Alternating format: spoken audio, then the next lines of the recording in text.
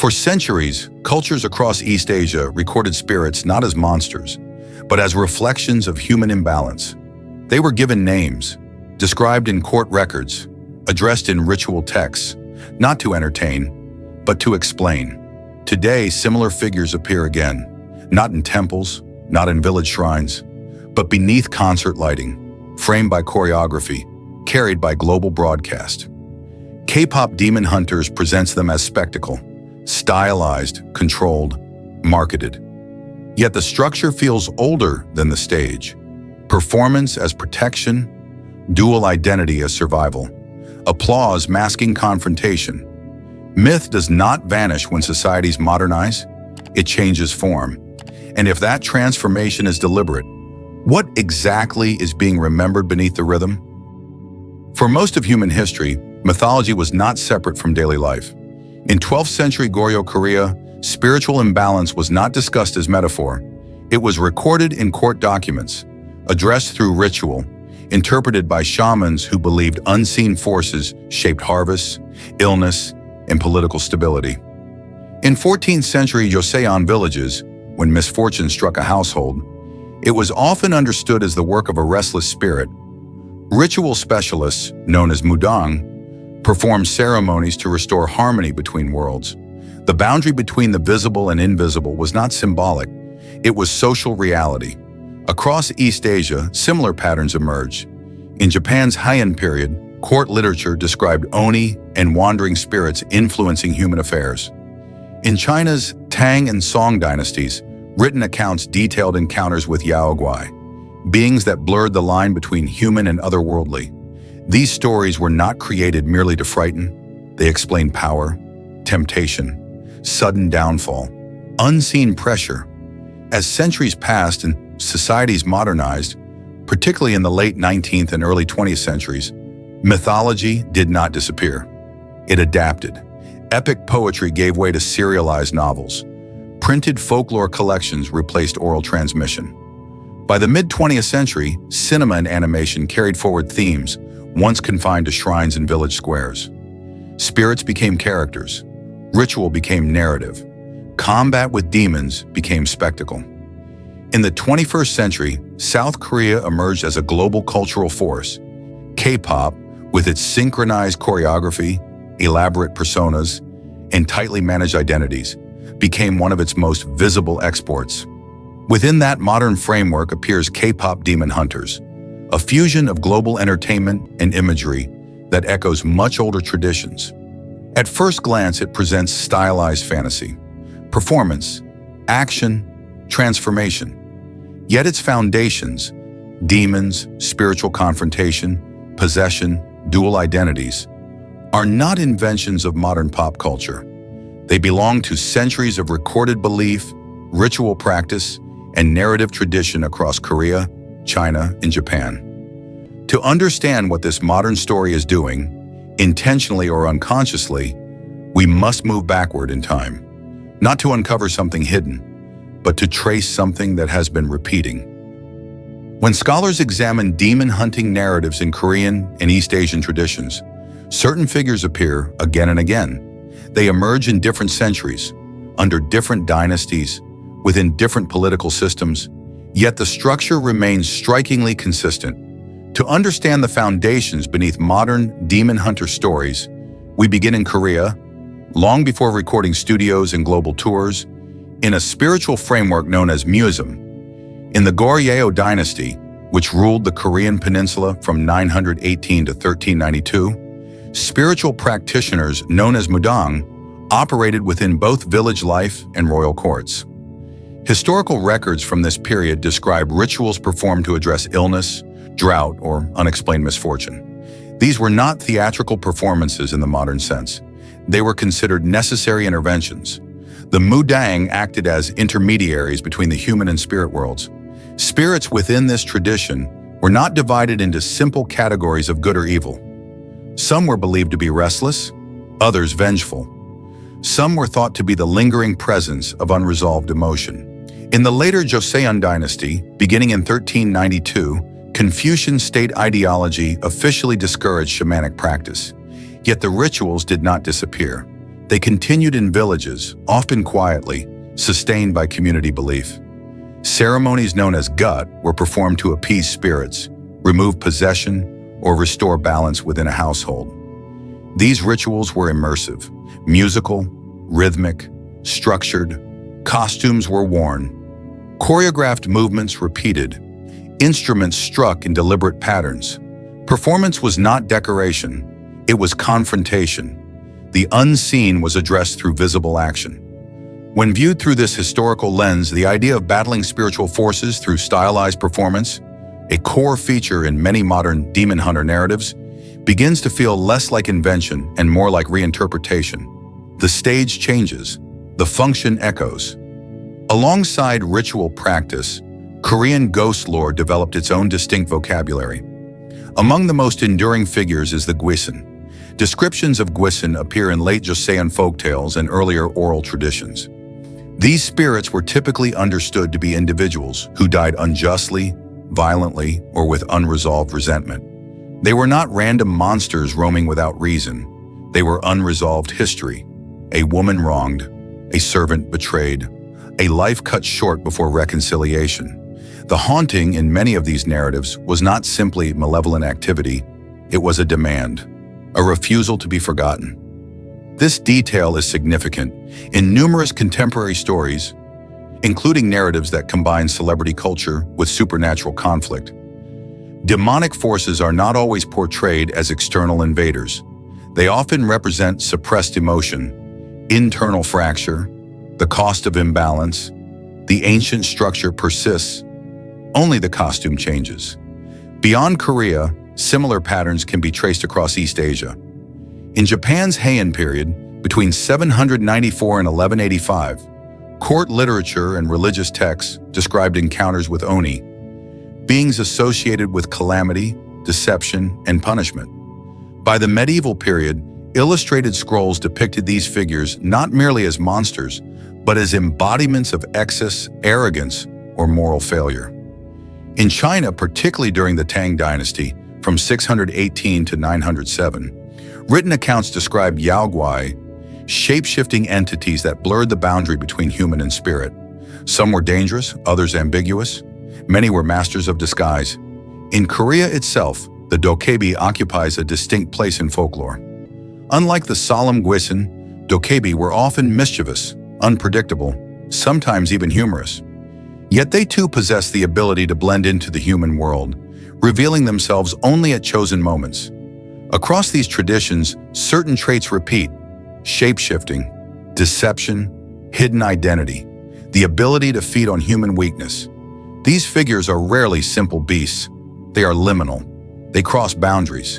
And within that framework, the modern image of an idol with a concealed demonic identity, outwardly polished, inwardly divided, fits seamlessly. The duality is not new. It is inherited.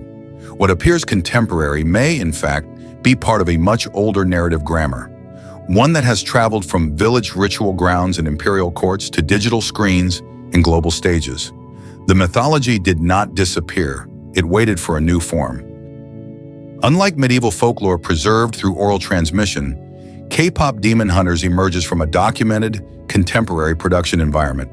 It has credited creators, writers' rooms, animation studios, release schedules.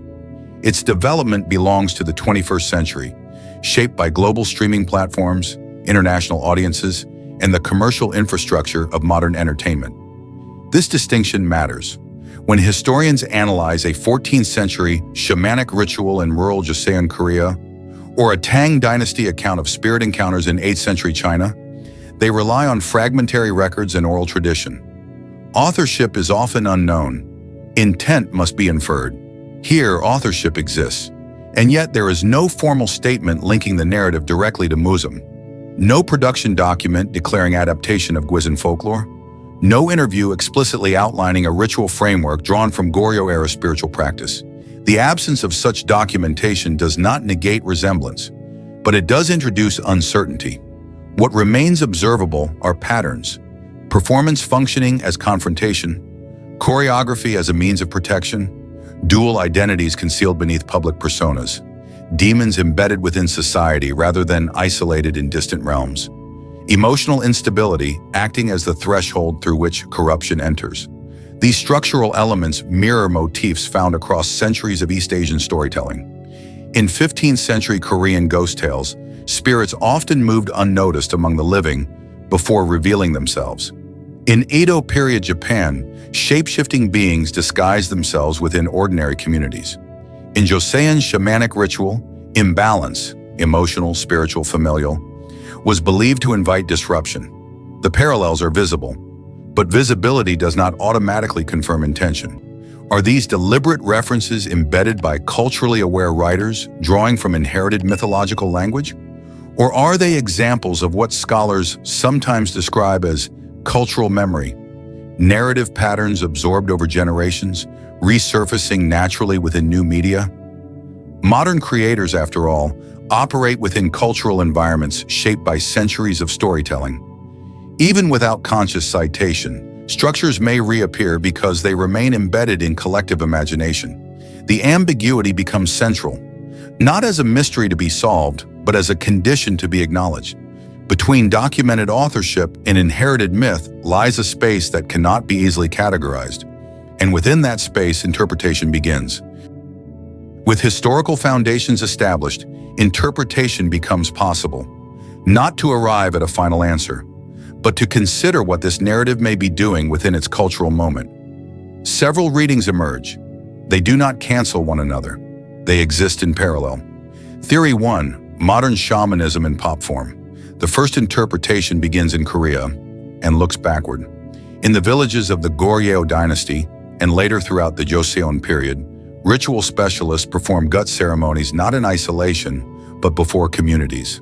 Music, costume, and rhythmic movement were essential components. The mudang did not merely speak to spirits. She enacted confrontation through embodied performance. Costume signified transformation. Rhythm altered atmosphere. Movement carried intention. In this context, performance restored balance between the human and spirit realms. Now consider the modern stage. In 21st century Seoul, K-pop idols train for years to synchronize movement, voice, and presence. They perform before thousands in physical arenas and millions through digital broadcasts. Their choreography is precise, their visual presentation deliberate, their emotional projection calibrated.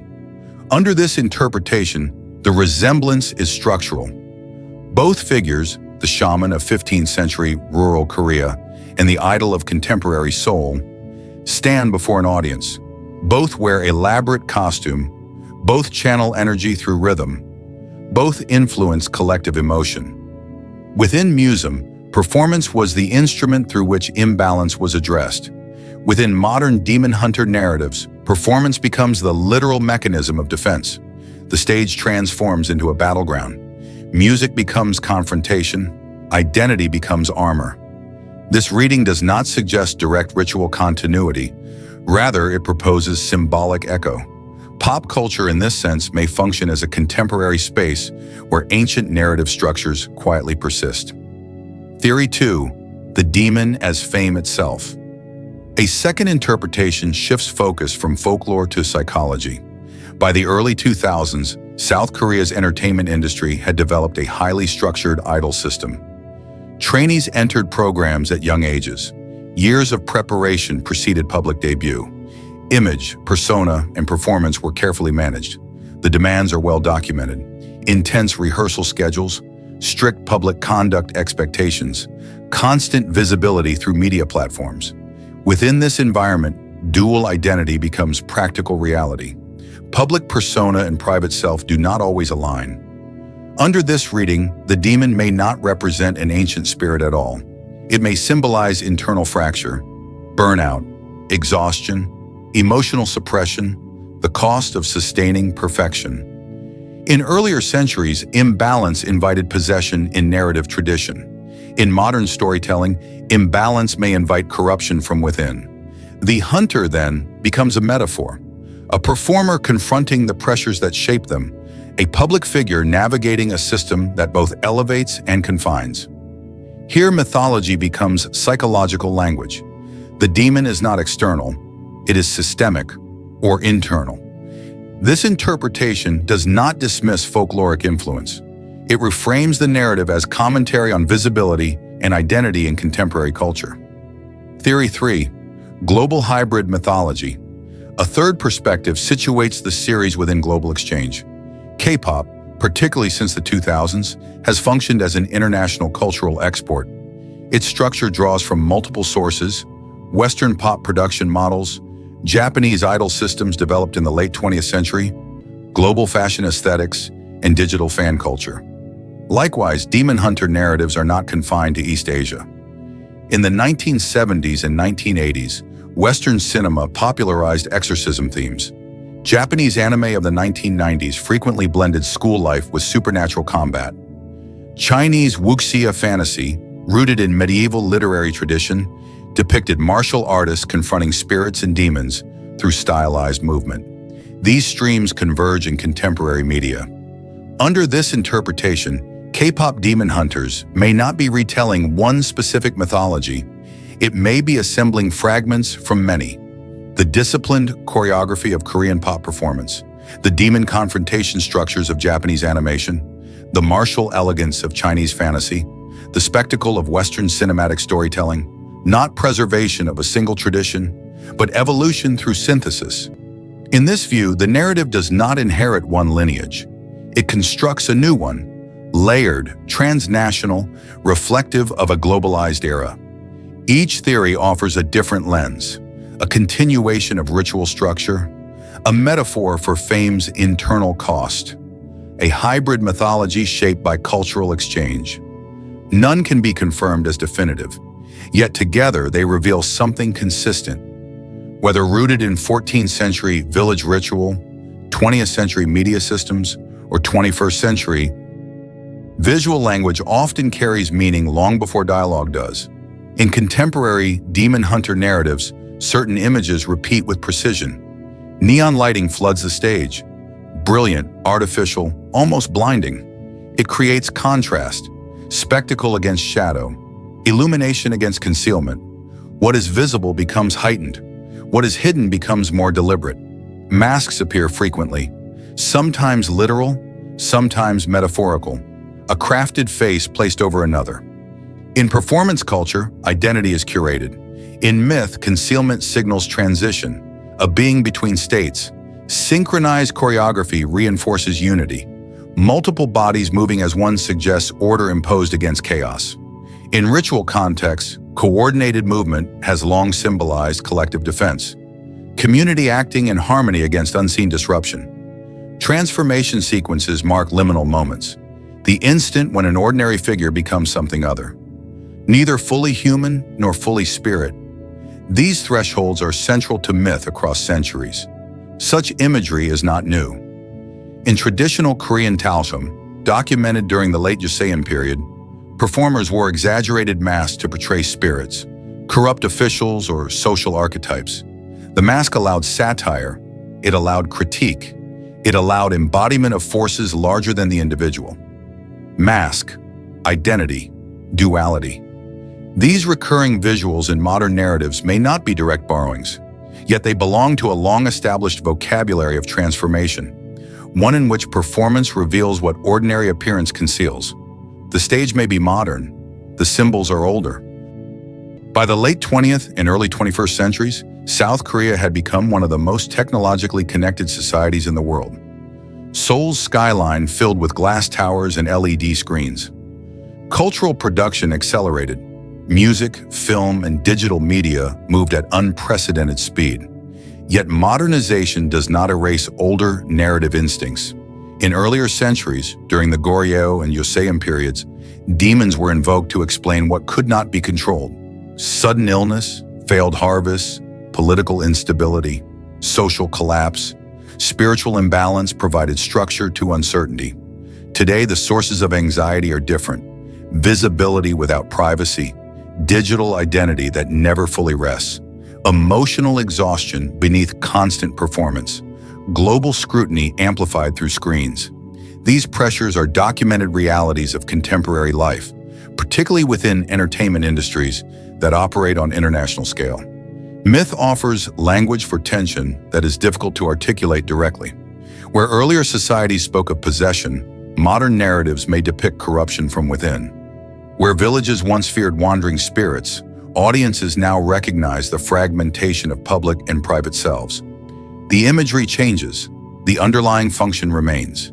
Demon stories continue not because ancient belief persists unchanged, but because myth still provides a framework for confronting imbalance, even when it unfolds beneath choreography, stage lights, and broadcast signals.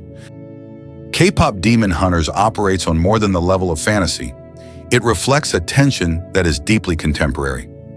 Performance is not simply entertainment. In Seoul's concert halls, rehearsal studios, and live stream stages, performance becomes identity. Every gesture, every movement, every expression is calibrated. The self merges with the role. Identity, in turn, becomes a battleground. Audiences observe, fans interpret, expectation and reality collide. What is private is public. What is performed is scrutinized. Vulnerability hides beneath spectacle.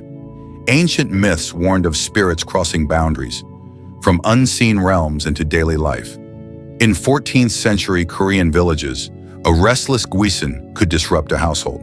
In Tang-era China, a shape-shifting yaoguai could infiltrate a community unnoticed. Today, the crossing is digital. The world watches through screens. The line between human and persona blurs. Observation itself exerts pressure. The metaphor has changed, but the structure remains. The narrative continues to explore imbalance, intrusion, and transformation, adapted to a modern stage, yet echoing patterns that have persisted for centuries.